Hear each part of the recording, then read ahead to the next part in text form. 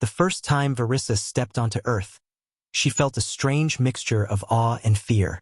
The sky stretched vast above her, too blue, too open. It was nothing like the thick, swirling nebulae of Zalarian, her homeworld, now lost to war. The air smelled strange, filled with a cacophony of scents: machine oil, plant life, and the unmistakable scent of human bodies pressed together in the crowded terminal. She wrapped her cloak tighter around her shoulders, feeling the fabric press against the hidden device embedded in her wrist. It was a rudimentary shield, barely enough to conceal the mark burned into her very DNA, but it had gotten her this far. She couldn't afford to let it fail now. Her boots clicked against the metallic flooring as she stepped forward, keeping her eyes down. It was better not to draw attention. Earth was supposed to be neutral ground, but that didn't mean she was safe. Humans were unpredictable, and even if they weren't aligned with the Kith Dominion, she couldn't be certain they wouldn't turn her in for the right price. The checkpoint loomed ahead. Human officers stood at their stations, scanning travelers with handheld devices. The line moved agonizingly slow. Every second she spent here was another second she risked being discovered. She forced herself to breathe evenly, her heart hammering against her ribs. The people around her, humans and aliens alike, chatted in dozens of different tongues, oblivious to the turmoil storming inside her. When it was finally her turn, she stepped up to the officer, her body tensing as the scanner hummed to life. The human barely spared her a glance, his face lined with the exhaustion of routine. The device beeped as it passed over her, and for a moment her blood ran cold. But then nothing. The officer nodded her through. She resisted the urge to run, instead forcing herself into a measured stride as she moved past the checkpoint and into the city beyond. Only when she was safely out of sight did she press her back against a wall, exhaling shakily. It had worked. The device had masked her brand, for now. But she was running out of time. The Kith mark wasn't just a label. It was a living code, a sequence designed to rewrite itself when tampered with. The moment it adapted to her interference, every scanner in the galaxy would light up with her status. She couldn't let that happen. That was why she was here. Earth's scientific advancements had surpassed expectations in many areas, but one field in particular had drawn her across the stars: genetic engineering. While most of the galaxy feared tampering with the fundamental building blocks of life, humans had never been ones to respect boundaries. Somewhere on this planet was a man who could erase what the Kith had burned into her. Rylan Voss. His name had surfaced in the whispers of the desperate, in the underground channels where beings like her sought salvation. He was known for taking impossible cases, for defying interstellar regulations. If anyone could rewrite the very code of her existence, it was him. She had spent weeks tracking him down, piecing together fragments of information until she had finally found where he was hiding. A small laboratory, buried beneath the clutter of a sprawling metropolis, far from the eyes of those who enforced the Dominion's rule. Arissa made her way through the city streets, keeping her hood up. The buildings loomed above her, impossibly tall, blinking with neon signs in human and alien scripts alike. Earth was chaotic in a way that no other world was. It thrived in its disorder. She reached her destination as night began to settle, slipping into an alleyway that led to an unmarked door. A security panel flickered to life as she approached, scanning her with a quiet hum. Before she could decide whether to announce herself, the door slid open. Inside, the lab was dimly lit, filled with stacks of equipment and holographic screens projecting lines of genetic sequences. A single figure stood at the center, eyes flicking over data with sharp focus. Rylan Voss. He was human, taller than she expected, lean but not fragile. His dark hair was tousled, his sleeves rolled up, revealing forearms covered in faint chemical burns. A sign of someone who worked with his hands, not just theories. When he looked up, his gaze locked onto hers, and for a brief moment, silence stretched between them. Then he spoke. "You're not here for a consultation." Arissa hesitated, then shook her head. "No." He studied her for a moment longer before gesturing toward a chair. "Sit." She didn't move immediately, Trust was a luxury she couldn't afford. But she had come this far, and turning back wasn't an option. Slowly, she stepped forward and lowered herself into the seat. Rylan leaned against the table, arms crossed. "Tell me what you need." She inhaled, then reached beneath her cloak, activating the scanner hidden at her wrist. The device projected an image above her forearm, twisting symbols that pulsed as if alive, embedded into the very structure of her being. Rylan's casual demeanor vanished. His expression darkened, his body going still. "That's a DRA Kith brand," he said quietly. She nodded. "How the hell are you still breathing?" "Because they don't know I'm here." His eyes flicked between the brand and her face, calculations already spinning in his mind. "You want me to erase it?" "Yes." He exhaled sharply, running a hand through his hair. "Do you have any idea how dangerous that is?" "Yes." He let out a low, bitter laugh. "Of course you do." Arissa leaned forward, her voice steady despite the storm inside her. "You're the only one who can do this. I've searched every system, every black market geneticist. No one else is willing to take the risk." "Because it's suicide," he shot back. "This isn't just a marker. It's a living code designed to resist tampering. If I make one wrong move, it won't just kill you. It could trigger a failsafe that alerts the DRA Kith exactly where you are." She met his gaze, unwavering. "I'm already dead if I do nothing." Rylan sighed, rubbing his temples. He was quiet for a long time. Arissa knew that look. He was weighing the risk, the morality, the consequences. She had seen it before. Doctors who had turned her away, afraid to cross an invisible line. But there was something different about Rylan.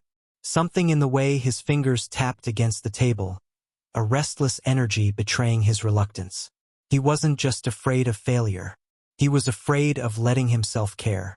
Finally, he exhaled and met her eyes. "If I do this, I'll need time. I have to map out how the brand is anchored to your DNA. If I rush it, I could destabilize your entire genetic structure." She nodded. "I understand. And you'll have to stay here.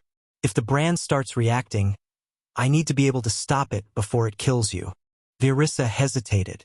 Staying in one place was dangerous. But this was her only chance.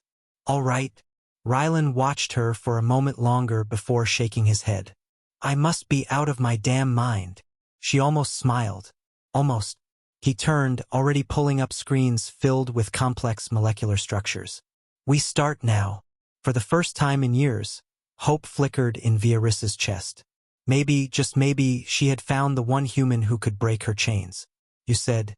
Rylan worked through the night, his hands moving with methodical precision as he analyzed the data streaming across his monitors. The DRA Kith brand was unlike anything he had ever encountered. It wasn't just a genetic marker. It was a living, evolving system embedded in Arissa's DNA, designed to fight any attempts at removal. Every time he tried to map its structure, it shifted, adapting, rewriting itself in subtle but dangerous ways. Arissa sat nearby, watching him in silence. She had expected frustration, hesitation, even fear. But if Rylan felt any of those things, he didn't show it. He was relentless, pushing forward despite every roadblock, muttering under his breath as he recalibrated scans and fed new sequences into his system. "You're quiet," he noted without looking up. "I don't want to distract you." He snorted softly. "Good. This thing is a nightmare." She leaned forward slightly. "Do you think it's possible?" Rylan sighed, running a hand through his hair. "I wouldn't have agreed to this if I thought it was impossible. But this is going to take time. The DRA Kith engineered this brand to be permanent. If I make one mistake, your DNA could collapse on itself." Arissa nodded, but she already knew the risks. She had spent years trying to escape the weight of this mark, searching for someone with the skills and recklessness to defy the Dominion's rule. If anyone could undo what had been done to her, it was Rylan. Silence stretched between them again, broken only by the soft hum of machinery and the rhythmic tapping of his fingers against the console. Then, abruptly, he turned to her. "I need a sample." Arissa tensed. He noticed. "It's just blood." I need to study how the brand interacts with your cells. She hesitated, then unwrapped the fabric covering her arm, exposing the smooth blue skin beneath.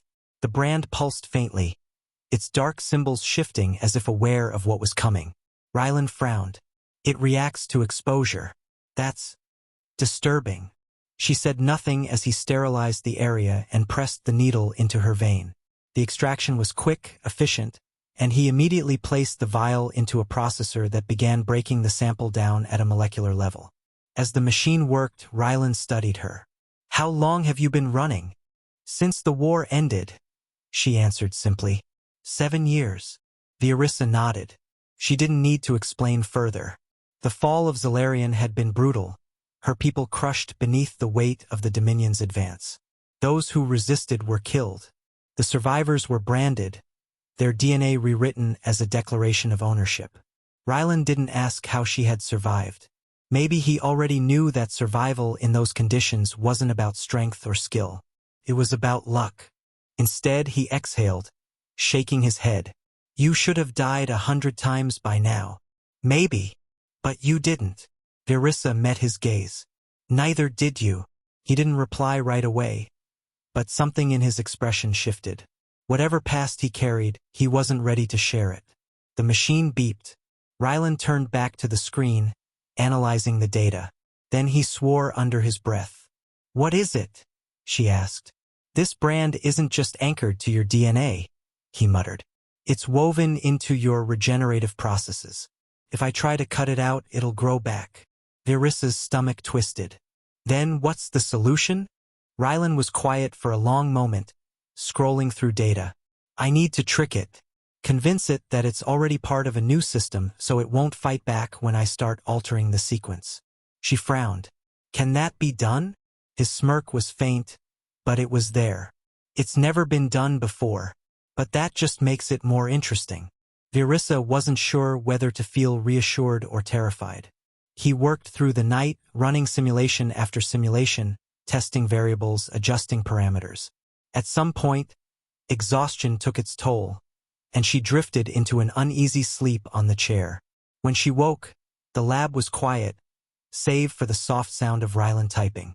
She sat up, rubbing her eyes, and found him staring intently at the screen. His brow furrowed in concentration. He didn't look up as he spoke. You talk in your sleep. Orisa froze. What did I say? Rylan finally turned to her, his expression unreadable. A name. Repeatedly. She forced herself to stay still, even as her chest tightened. It doesn't matter. He studied her for a moment before nodding. All right. He didn't press, and for that she was grateful. She stood, stretching the stiffness from her limbs. Have you made progress? I think so, he said, pushing back from his desk. I've developed a sequence that should disrupt the brand without triggering a failsafe. If I'm right, it'll start breaking down on its own. Orisa's breath caught. That's possible? We'll find out, he said grimly. But if this goes wrong, your body might not handle the stress.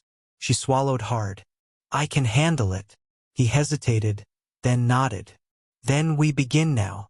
Orisa sat back in the chair as Rylan prepped the equipment. She had spent years dreaming of this moment, of being free from the brand that marked her as less than a person. Now, on the brink of it, she found herself gripping the armrests, her heart hammering against her ribs. Rylan must have noticed because he paused before activating the procedure. You don't have to do this right now. She met his gaze. I do. He studied her for a moment, then gave a short nod and initiated the process. Pain ignited through her body. Orisa gasped, her muscles seizing as heat seared through her veins. It felt as if something inside her was unraveling, being torn apart from the inside out. She clenched her fists, breathing through the agony. Orisa. Rylan's voice was sharp, grounding. Stay with me. She bit down on a cry, her vision blurring. The brand was fighting back, lashing out in defiance. Every instinct told her to stop, to retreat. But she couldn't. Not now. Then, slowly, the pain began to lessen. She forced herself to focus on the monitors, on the data flickering across the screen. The brand was destabilizing, fading. Rylan let out a slow breath. It's working. Arissa slumped back, sweat slicking her skin. For the first time in years, she felt something foreign in her chest. Relief. She turned to Rylan, exhausted but determined. How long until it's gone? A few more sessions, he said. But this was the hardest part. She nodded, her body still trembling from the strain. He hesitated, then reached out, pressing a firm hand against her shoulder. You did it. Something in his touch steadied her, anchoring her to the present. She let out a slow breath, then managed a weak smirk. We did it. Rylan huffed a quiet laugh. Guess we did. Arissa knew it wasn't over yet. But for the first time, she dared to believe that freedom was within reach. You said. Arissa spent the next few days recovering, though the pain never truly left her. It clung to her bones, a deep ache that reminded her of the brand's stubborn presence. But Rylan assured her the worst was over. The genetic sequence he had introduced was working, unraveling the DRA-Kith code piece by piece. She caught him studying her sometimes, though he never spoke of it. His sharp eyes flicked to her whenever she winced, whenever she clutched her arm unconsciously. She could see the conflict in him, the part that wanted to keep his distance warring with the part that couldn't help but care. It was dangerous, this unspoken understanding between them. On the third night, she found him in the lab again, hunched over a data pad, his face illuminated by the glow of the screens. You should sleep, she said. So should you? He shot back without looking up. Arissa crossed the room, stopping just behind him. You haven't left this lab since we started. I can say the same about you. Silence stretched between them, heavy but not uncomfortable. Then, unexpectedly, Rylan sighed and leaned back in his chair. I don't like unknowns, he admitted. She raised an eyebrow. Unknowns? He gestured at the screen, frustration clear in his features. The brand is breaking down, but it's not behaving like I expected. It's almost like it's choosing to die. Arissa tensed. That's not possible. I didn't think so either, but look at this. He pulled up a projection of her genetic sequence. The brand structure had once been interwoven so tightly with her DNA that any attempt to remove it would have triggered catastrophic failure. But now something was different. The brand wasn't just unraveling, it was adapting. Letting go. Rylan rubbed his temples. It shouldn't be reacting this way. The DRA-Kith engineered this thing to resist interference, not surrender to it. Arissa studied the data carefully. Maybe it's not surrendering. Maybe it's recognizing that it can't fight back anymore. Rylan didn't look convinced, but he didn't argue. Either way, we're ahead of schedule. If this continues, you'll be free of it in another 2 days. She exhaled, relief washing over her. 2 days. For 7 years, she had carried the weight of this brand, a permanent scar of what had been done to her. And now, after everything, it would be gone in a mere 48 hours. But what then? She had spent so long running, surviving. She had no plan beyond this moment. Rylan must have sensed her thoughts because he spoke again, softer this time. What will you do when it's gone? She hesitated. I don't know. He studied her for a moment, then nodded. I can get you off-world. There are places where the Dominion's influence is weak. Arissa considered it. A fresh start. A place where no one knew her name, where she could be more than a fugitive. But the thought of leaving Earth, of leaving Rylan, unsettled her in a way she didn't want to examine. She shook her head, pushing the thought aside. Let's focus on finishing the job first. Rylan smirked faintly. Fair enough. But later that night, as she lay on the small cot Rylan had set up for her, she found herself staring at the ceiling, unable to shake the weight of the question. What came next? The next day, something changed. Arissa woke with a strange sensation humming beneath her skin, a faint warmth that hadn't been there before. She sat up slowly, flexing her fingers, feeling the shift deep within her. The brand was different. She could sense it, but it no longer felt like a foreign thing clinging to her. It felt weaker, quieter, as if its grip on her was finally slipping away. She rushed into the lab where Rylan was already working. I feel it, she said. He glanced at her, then motioned for her to sit. "Let's take a look." As he ran the scanner over her arm, his expression slowly shifted from concentration to something resembling awe. "It's almost gone," he murmured. Virissa's breath hitched. "Already?" Rylan nodded. "The rate of decay has accelerated. At this rate, you might be fully free by tonight." She stared at the screen, watching the last remnants of the brand flicker. After all this time, it didn't seem real. Rylan leaned back, arms crossed. "How do you feel?" She struggled to put it into words. "Lighter." He smirked. "Good. That means it's working." But beneath his easy tone, she could sense something else. A quiet tension, a weight in his eyes that hadn't been there before. Verissa hesitated, then asked, "And what about you?" Rylan blinked, caught off guard. "What about me? You don't seem happy about this." He scoffed. "Why wouldn't I be? This is a damn miracle, Verissa. We beat the Dra Kith at their own game. Then why do you look like you've lost something?" Rylan exhaled sharply, rubbing the back of his neck. "Because this was never supposed to work." She frowned. "What do you mean?" He hesitated, then finally admitted, "I took this job because I didn't think it was possible. I figured if I failed, you'd have nowhere left to go, and I could convince you to disappear before the Dominion caught up to you." Verissa stiffened. "You thought I would fail?" "I thought we both would," he said quietly. "But now you're going to be free." The unspoken words lingered between them. "And then you'll leave." Verissa's chest tightened. She should have expected this. She should have prepared for it. But somehow she hadn't. She swallowed hard. "And that's a bad thing?" Rylan ran a hand down his face, exhaling through his nose. "No, it's not." But his voice lacked conviction. She looked at him then, not just as the human who had saved her, but as the man who had given her something she hadn't realized she needed. A reason to stop running. "Rylan," she said softly. He glanced at her, his guarded expression slipping just enough for her to see the truth underneath. For a long moment, neither of them spoke. Then, hesitantly, Verissa reached out and took his hand. His fingers twitched under hers, but he didn't pull away. She didn't know what this was, this fragile, uncertain thing between them. But for the first time in years, she wasn't afraid to find out. Maybe freedom wasn't just about escaping the past. Maybe it was about choosing where to go next. And maybe, just maybe, she didn't have to go alone. "You said."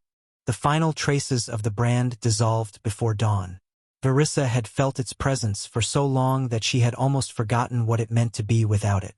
But now, as she stood in front of the scanner, watching the last remnants flicker and vanish from the screen, she knew she was free. She exhaled slowly, her pulse steady, her body no longer aching under the weight of the Dominion's claim. Rylan sat beside her, his eyes fixed on the data, verifying what they both already knew. "It's gone," he said quietly. The words sent a shiver through her. Gone. 7 years of running, hiding, fighting. 7 years of looking over her shoulder, feeling like a possession rather than a person. And now, with a few calculated lines of genetic code, Rylan had undone what she had believed to be permanent. She touched her arm where the brand had once burned beneath her skin. There was no scar, no trace of what had been. The Dominion had owned her once. Now she belonged to no one. She turned to Rylan, meeting his gaze. "I don't know how to thank you." His mouth quirked in a tired smirk. "You could start by not passing out in my lab again." She huffed a quiet laugh. "I'll do my best." But then the humor faded, and an uncertain silence settled between them. Because now came the question neither of them had wanted to face. What happens next? Rylan leaned back, rubbing the back of his neck. "I meant what I said before. If you want a way off-world, I can make that happen. I have contacts, people who owe me favors." Verissa hesitated, something twisting inside her. "And what if I don't want to leave?" Rylan stiffened, his fingers pausing in their restless movements.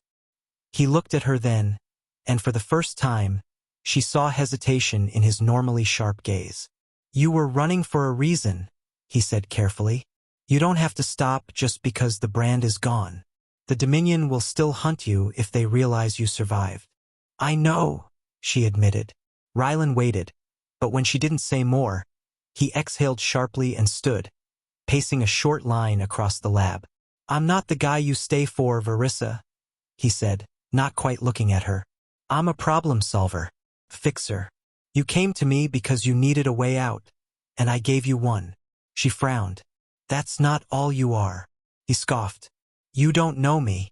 Arissa stood, stepping into his path. I know enough. Rylan stopped, his jaw clenched. Arissa, you think you can just push me away now that this is over? She interrupted, her voice steady. That we can pretend none of this mattered? His eyes darkened. You don't get it. Then make me understand. Rylan inhaled sharply, running a hand through his hair. He was unraveling, the carefully built walls around him finally cracking. You think you're the only one who was trapped? His voice was quiet but sharp. I may not have worn a brand, but I was owned just as much as you were. I built weapons, systems, all of it for people who decided what I was worth based on what I could create. Virissa's breath hitched. The Dominion. Rylan gave a humorless chuckle. Not directly, but close enough. I got out, but that doesn't mean I'm free. She understood then. Rylan hadn't just been helping her out of obligation or defiance against the Dominion. He had seen himself in her. Verissa took a slow step forward. You said I was running for a reason. His expression hardened. You were. Then so were you. Rylan stilled, his fingers curling into fists at his sides. She reached out, hesitant but determined, and took his hand. His skin was warm, his pulse steady beneath her fingers. You saved me, she said softly. No one else would have tried. No one else would have risked it. But you did. He didn't pull away. You don't have to run forever, she murmured. Neither of them did. Silence stretched between them, heavy but not suffocating. Then, finally, Rylan's fingers relaxed in hers, his grip tightening just slightly. I don't know how to stop, he admitted. Verissa gave a small smile.